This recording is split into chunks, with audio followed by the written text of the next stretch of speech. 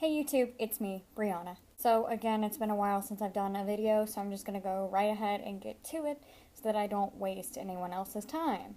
A couple days ago on Twitter, I asked you guys to send me questions for a Q&A vlog, and today I'm going to attempt to answer as many of them as I can. So the video may be a bit longer. I appreciate you guys bearing with me in advance.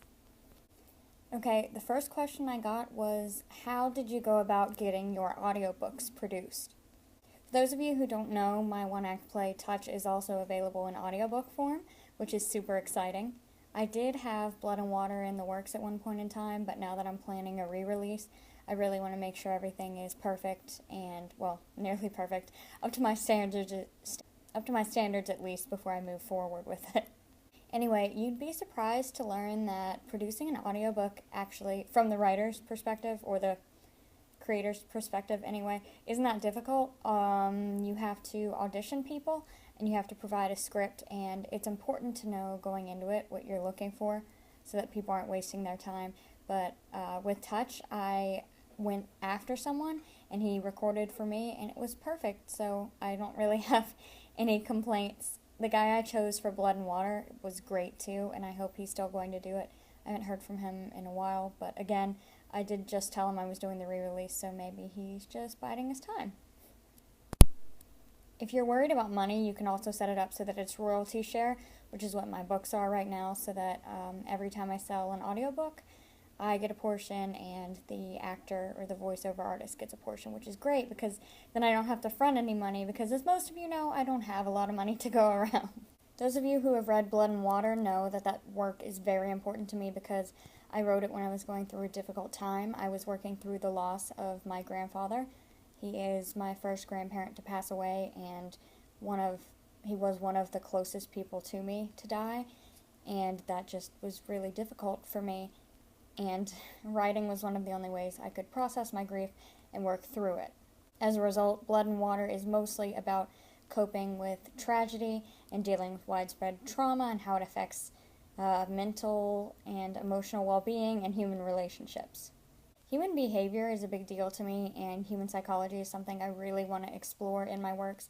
I hope I've already done that with the 3 books I've written, but I definitely want to do more of that in the future. And I don't know, people are just so interesting, and I really like writing to figure out why people behave the way they do, especially people who are very different from me and react in ways that I might not react. Reflections is about body image and overcoming sexual trauma and sort of just the way that you can move on from something bad that happened to you. Even if you never truly get over it, it doesn't have to ruin your life and it doesn't have to define you. And it's about self-image and how critical it is for you to love yourself and to be entirely comfortable with yourself in order to accomplish almost anything in life, not just investigating a murder, which happens to be the focus of Reflections. I've dealt with some body image issues before, and I know people who have had experiences similar to Rama's, and I just wanted to speak to that, and I wanted people to know that they're not alone, and it's perfectly normal, and it's something we need to talk about a lot more than we do. I'm now realizing that friendship is also a pretty big theme in everything I've written so far. Blood and Water, obviously Jay's friends become his family. They're such a small, close-knit group, and it's, without a support system, he'd be in a much worse place than he is at the moment. So family is very, very important, and it's about how, you can't choose your family, but in some ways you can. So that was probably really confusing. But yes, there's a lot about family in Blood and Water.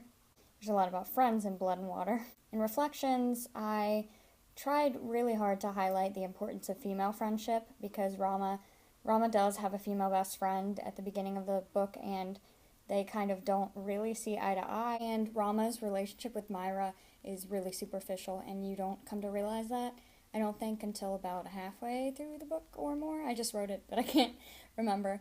Anyway, Rama lacks the self-confidence to ask for what she needs in a friendship until she meets Lita, and then she realizes basically everything she's been missing, all the emotional support and the sort of mutual back and forth that comes with healthy female friendship. So it was really important to me that I illustrate what a healthy female friendship could look like in Reflections. It's funny, with touch, I don't know, I don't go as much into friendship. It's more about the nature of humanity and how physical touch has become such an integral part of human relationships and social dynamics. Like Blood and Water, I was going through some stuff when I wrote it. I was also living in Florida, like when I wrote Blood and Water, and one day I realized that I hadn't been touched by anyone in like 2 months because I didn't have any friends down there and I wasn't seeing my family often, and it was a big thing. And I realized how lonely it made me feel to not be touched by another person, which is something you wouldn't really think about. So then I sort of thought for a while, what would it be like to live in a society where no one could touch anyone? What would happen to, social structure and the interactions between people? How different would that look? So that's basically where I got the idea from touch, and the theme for that one is basically, what makes us human is our ability to reach out and connect with each other, whether that be through physical touch or through sharing deep emotions. Wow, that was a good question. So I'm sorry that answer was really long, but I hope you got what you were looking for with that one. Someone else wrote, do you think you write better plot or characters? Why? If I'm going to answer honestly, I'll say neither, because I am my biggest critic, and everything I write I feel like is absolute garbage. And I'm sure it's not. I'm sure it's readable, and, a couple people have said it's okay and they enjoyed it, but I just can't get past whatever it is in me that tells me that everything I write is shit. So I don't know. I want to overcome my inner critic, but it's really, really difficult. If I had to answer this question, I guess I would go with characters, even though a lot of times I have developed really deep, well-rounded characters. I have a hard time sometimes translating that to the page. So, for instance, let's say I have a character and I know almost everything about them in my head, and I can picture having a conversation with them and picture them in all kinds of different scenarios. Sometimes it's really hard for me to translate that in my writing. That's where I get into a lot of trouble as a writer, and I'm glad that editing is the thing, because sometimes I clean it up that way. Other times I have some great beta readers and critique partners who help with that, which is just fantastic. As for plot, it's something I'm working on. I don't know, plot is such a weird, elusive thing. I feel like you can have writers of all skill level talk about plot and no one can actually agree on what it is. And I've read things before where I'm like, this must have been plotted, and then I've read about whatever work that is, and the author says, it just happened organically, and to me, I can't even fathom that. even as a reformed pantser, I just can't.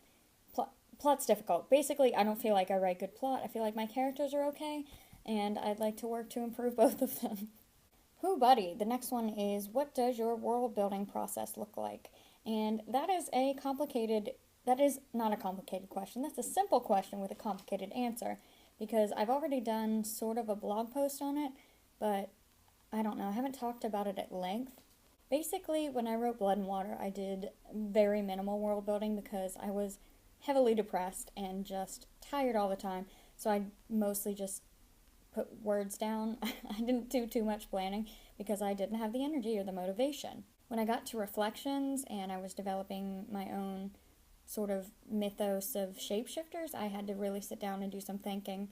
I came up with a history, which I wrote out, how the shapeshifters got their powers, what their powers are limited to, things like that. And I wrote all that down and I referred to it while I was writing the draft. But the weirdest thing to me about world building is that you put so much effort into it, and a lot of it just doesn't make it into the novel. For example, the origin of shifters, I got, I think, a little bit in there. But that's really weird, right? Because then you put all this effort into coming up with stuff that people might not even read. And it just felt really torturous for me.